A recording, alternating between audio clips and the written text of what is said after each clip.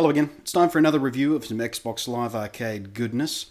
Now before I start, the past couple of times I've done a review of an Xbox game or whatever, I've held up my controller and, let's play, and people get horribly confused because my Xbox controller looks like this.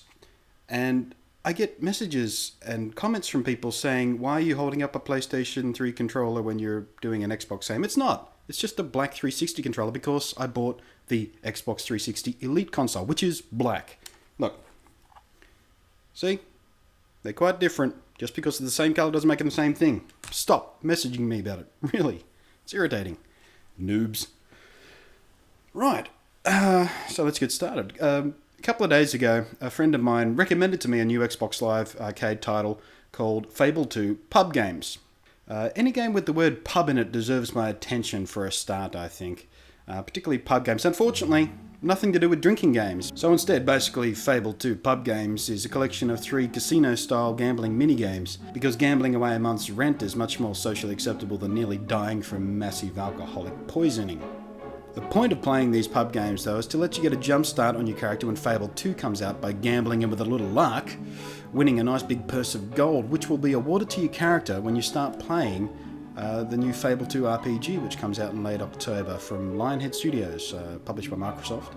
Oh, and keep an eye out real soon for a Fable 2 preview video from me, because I'm kind of excited about the game. But, back to pub games. In Fable 2 Pub Games, you've got 3 games to throw your gold at, starting with my least favourite, Spinner, which is pretty much a slot machine type game. It's got some interesting variations, but in the end, all you really got to do is just keep mashing the A button and pray to whatever spooky deity of gambler's luck you prefer, because it's a game of pure luck, or lack thereof. And frankly, it's pretty dull. And the only reason I've even invested any significant time in it is to unlock the bonus items in the tournament mode so I can use them in Fable 2. Next up, we've got Keystone, which is an interesting variation on roulette, not played with a roulette spinning wheel of inevitable crushing disappointment, but an arch and dice. The idea is very similar to roulette in that you can place bets based on the probability of the dice coming up with certain numbers, so there's more strategy here than in Spinner, but as with most games of chance, luck's a big player. I've never been a huge fan of roulette, but Keystone is actually kind of a fun adaptation of the roulette gameplay, and people out there who dig on the roulette style of game will probably enjoy this. And lastly, there's my favourite of the 3, called Fortune's Tower. The easiest way to describe this is sort of a mutant hybrid between solitaire and blackjack. The idea is that as successively longer hands of cards are laid down, your winnings are calculated based on the face value of the number cards. But the risk you run as you keep hitting for more cards is that if 2 cards of the same value touch each other vertically, they burst into flames and incinerate all your hopes and dreams into ashes. Unless of course the face down card at the top of the pyramid, which then automatically comes into play and covers up your burnt out card. If it comes down and it's the same value as the card it's replacing, though, you're a double whammy loser and none of your hopes and dreams will ever come true.